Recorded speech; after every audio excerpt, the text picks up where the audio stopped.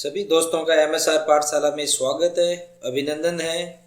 मैं आपका प्रिय दोस्त महेश सिंह राठौड़ और आज का अपना विषय है दोस्तों नेशनल स्कॉलरशिप जो स्कीम है सेंटर की, उसमें जो एनएमएमएस एग्ज़ाम जिन छात्रों ने दिया है और वो पास हो गए हैं, उनका रजिस्ट्रेशन इसमें कैसे किया जाए।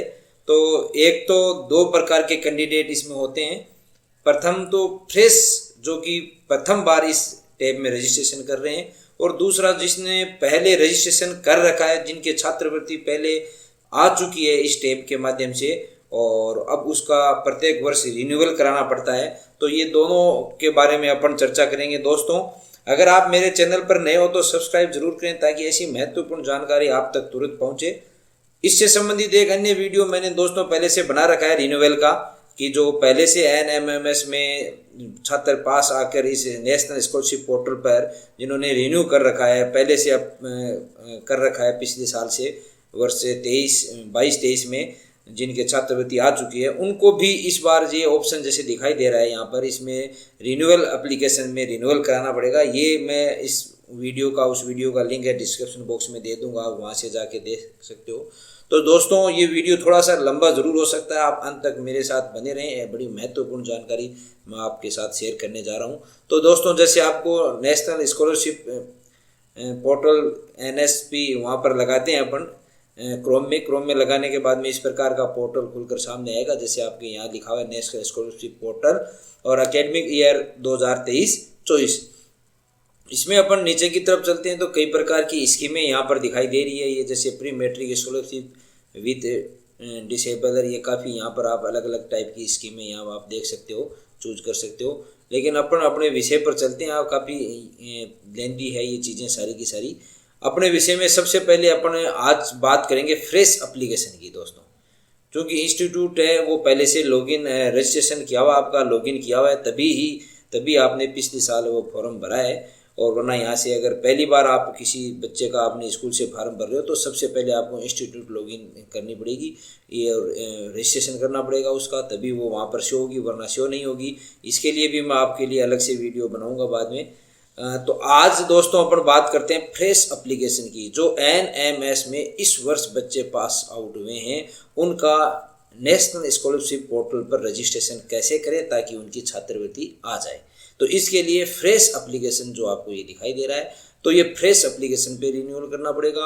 और दोस्तों जिन्होंने पहले प्रथम किस्त छात्रवृत्ति की पिछले साल प्राप्त कर लिया है, ऐसे बच्चों का भी अपने को रिन्यूअल एप्लीकेशन फॉर्म भरना पड़ेगा। तो ये दोनों चीज़ें क्लियर हो जानी चाहिए कि रिन्यूअल किसका करना है और फ्रेश एप्लीकेशन फॉर्म किसका भरना है। रिन्यूअल उनका भरना है दोस्तों जो पहले से छात्रवृत्ति एक किस्त जिनकी आ चुकी है, दूसरी किस्त के लिए रिन्यूअल एप्लीकेशन फॉर्म भरना पड़ता है। ये 4 किस्तें आती हैं, इनकी टोटल 48,000 रुपये 48,000 रुपये आते हैं। तो हर वर्ष रिन्यूअल एप्लीकेशन भरनी पड़ती है और फ्रेश एप्लीकेशन उनको भरनी है जो छात्र हैं वो प्रथम बार एनएमएस में जो कक्षा 8th में अध्ययनरत कर रहे थे और वो पास आउट हुए, उनको कक्षा 9th में ये छात्रवृत्ति प्रथम बार मिलेगी, उन्हें फ्रेश एप्लीकेशन भरनी है। तो सबसे पहले दोस्तों फ्रेश एप्लीकेशन पे क्लिक करते हैं, चलते हैं।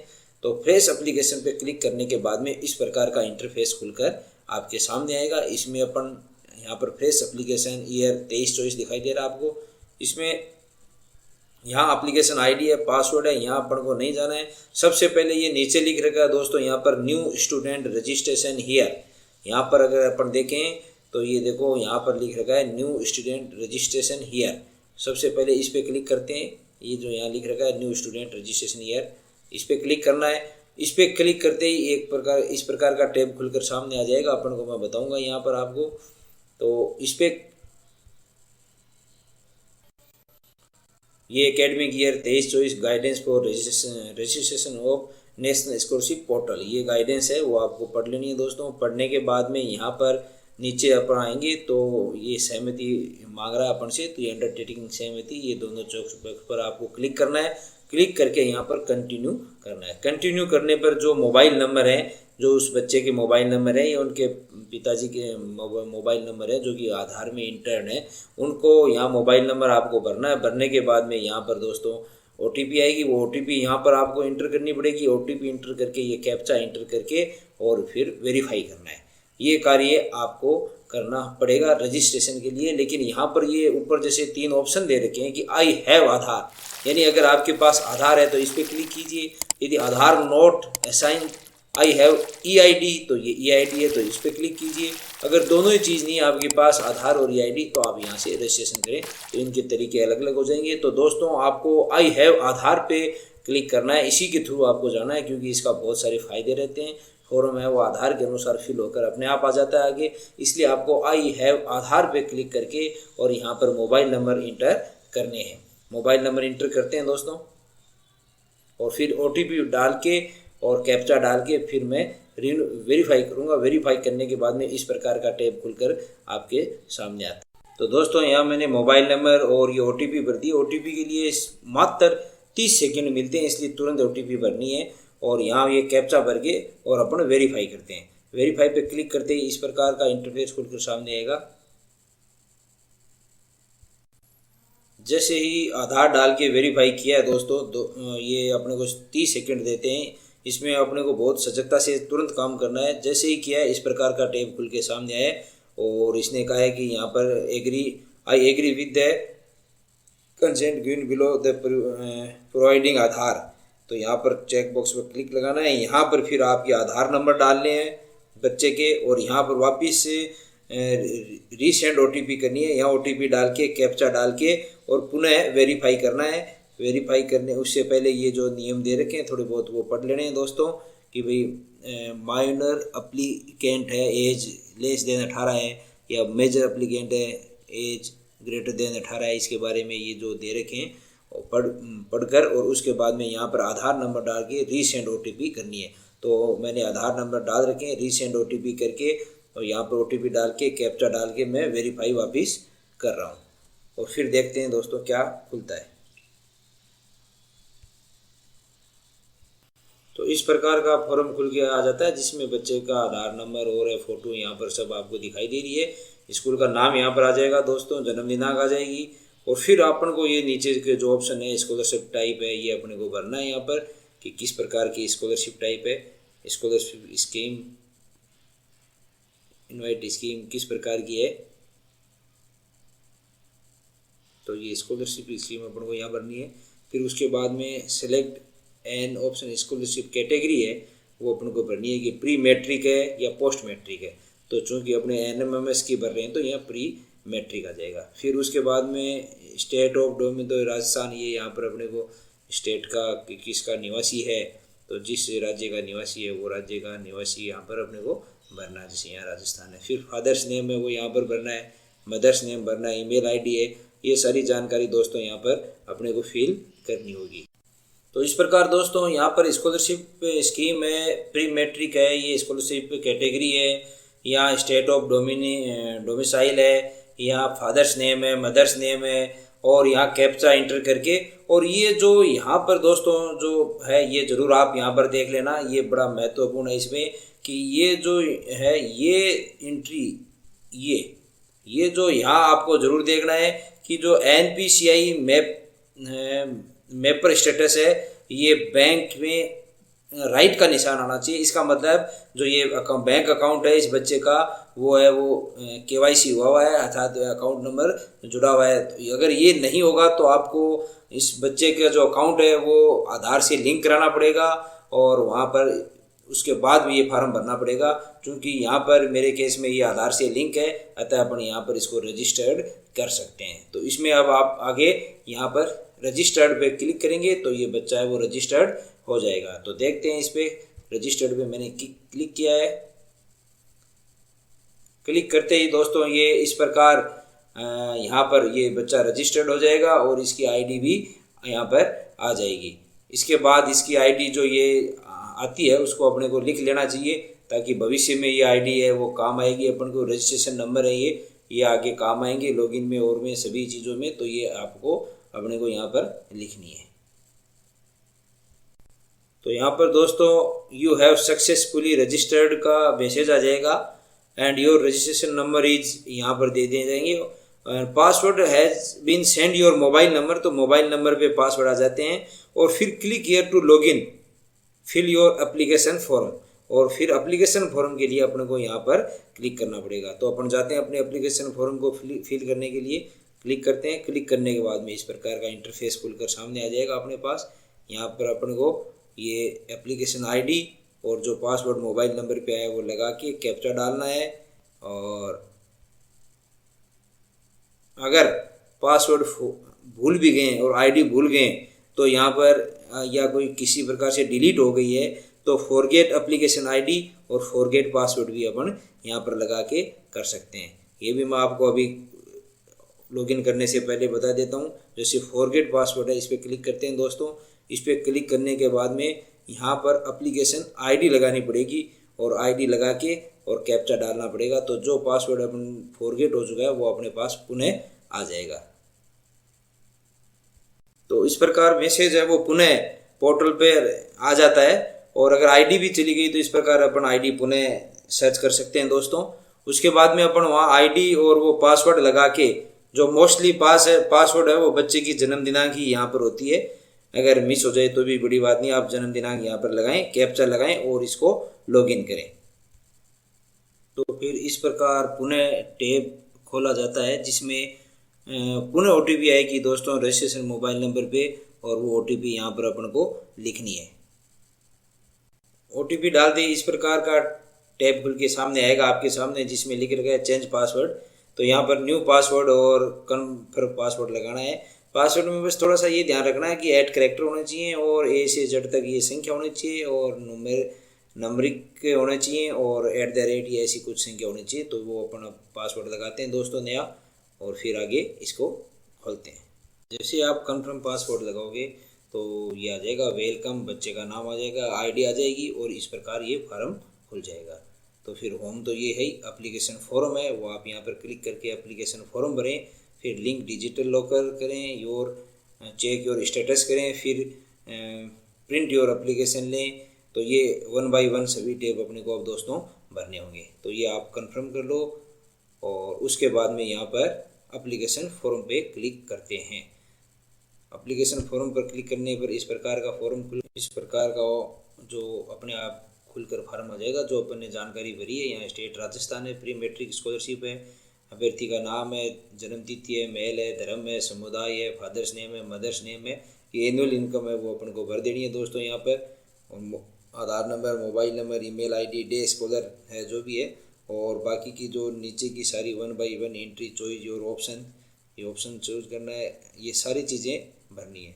तो यहाँ पर जैसे अपन को इनकम है जो भी है वो जितनी भी इसकी वार्षिक आय है वो अपन यहाँ पर दोस्तों भर सकते हैं। और डे स्कॉलर है बच्चा तो डे स्कॉलर भर दिया। और उसके बाद में जो नीचे की एंट्री है वो उसकी तरफ से ये जनरल इन्फॉर्मेशन जो पहला टैब था वो भर चुके हैं। उसके बाद में एकेडमिक डिटेल है वो भरनी है। तो चूज योर ऑप्शन, तो यहाँ से ऑप्शन चुनते हैं। सिलेक्ट इंस्टीट्यूट, तो इंस्टीट्यूट सिलेक्ट करते हैं दोस्तों। इस प्रकार का टैब खुलेगा। अपना राज्य चुने, तो सबसे पहले यहाँ जो भी अपना राज्य है वो चुनेंगे। अपन राजस्थान के हैं तो यहाँ राजस्थान चुन लेंगे। चूज योर इंस्टीट्यूट के नेम, तो इंस्टीट्यूट का जो डिस्ट्रिक्ट है वो चुनना है कि इंस्टीट्यूट है वो किस डिस्ट्रिक्ट में, जो भी आपके इंस्टीट्यूट जिस डिस्ट्रिक्ट में होगी वो आप डिस्ट्रिक्ट यहाँ से सिलेक्ट कर लें। और फिर यहाँ से गेट इंस्टीट्यूट लिस्ट पर क्लिक करते हैं तो इंस्टीट्यूट की लिस्ट है वो नीचे आ जाएगी दोस्तों। यहाँ पर ये सभी इंस्टीट्यूट की लिस्ट हैं वो आपको शो हो जाएगी। जो आपकी इंस्टीट्यूट है यहाँ पर आ जाएगी। ज़िले में जितनी भी इंस्टीट्यूट है जो कि इसमें सिलेक्टेड हैं वो सारी यहाँ पर शो कर जाएगी। अब आपकी कौन सी इंस्टीट्यूट है वो इसमें आप सिलेक्ट कर लें।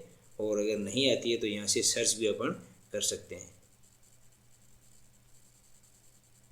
तो इसमें कई प्रकार के हैं। 1 में नहीं है तो 2 नंबर में देख लें। 2 नंबर में अगर आपको अपनी इंस्टीट्यूट मिल जाए तो ठीक है, वरना आप 3, 4 इस प्रकार ये नेक्स्ट आगे या सीधा भी आप यहाँ से सर्च कर सकते हैं। नाम नंबर लगा के जो इंस्टीट्यूट का है वो नाम लिख के इस प्रकार आप यहाँ से सर्च में ऑप्शन में लगा के अपनी स्कूल सर्च कर सकते हो दोस्तों। सर्च करने के बाद में इसको सिलेक्ट करना पड़ेगा। जो भी आपकी स्कूल है उस पर ग्रीन टिक लगाना पड़ेगा। उसके बाद में यहाँ पर यह आएगा कि आप इंस्टीट्यूट का नाम आ जाएगा। Do you want to select institute, तो यहाँ पर सिलेक्ट कीजिए। सिलेक्ट करने के बाद में वो इंस्टीट्यूट वहाँ पर सिलेक्ट हो जाएगा। यहाँ पर दोस्तों इंस्टीट्यूट का नाम आ जाएगा। फिर आपको यहाँ पर इस बच्चे के रोल नंबर है वो भरने, एडमिशन ईयर भरना है, और ये यहाँ पर रजिस्ट्रेशन नंबर यानी SR नंबर भरने, एडमिशन ईयर भरना है, रोल नंबर भरने और सेक्शन भरना है। उसके बाद में प्रेजेंट क्लास कोर्स है वो भरना है आपको, और प्रेजेंट क्लास स्टार्ट डेट भरनी है, और फिर यह मोड ऑफ स्टडी भरनी है, लास्ट एग्जामिनेशन पास भरना है, प्रीवियस पासिंग ईयर भरना है, प्रीवियस में जो एग्ज़ाम है उसमें कितने परसेंटेज हैं वो भरनी है, और प्रतियोगिता परीक्षा उत्तीर्ण क्वालिफिकेशन कम्पिटिटिव एग्ज़ाम यानी कौन सा है यहाँ पर वो भरना है। ये सारे 1 बाई 1 टैब खुलते जाएंगे तो अपन भरते हैं 1 बाई 1 इनको।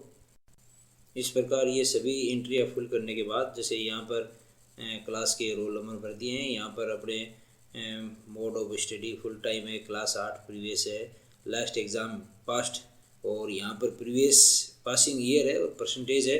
उसके बाद में यहाँ पर एग्ज़ाम क्वालिफाइड है NMMS और राजस्थान है, ये NMMS के रोल नंबर हैं, ईयर है पासिंग के भर दिए, और अगर कोई विकलांगता की श्रेणी में है तो भर के, और उसके बाद में दोस्तों लास्ट में अपन को यहाँ पर सेव और कंटिन्यू करना है। तो करते हैं सेव एंड कंटिन्यू।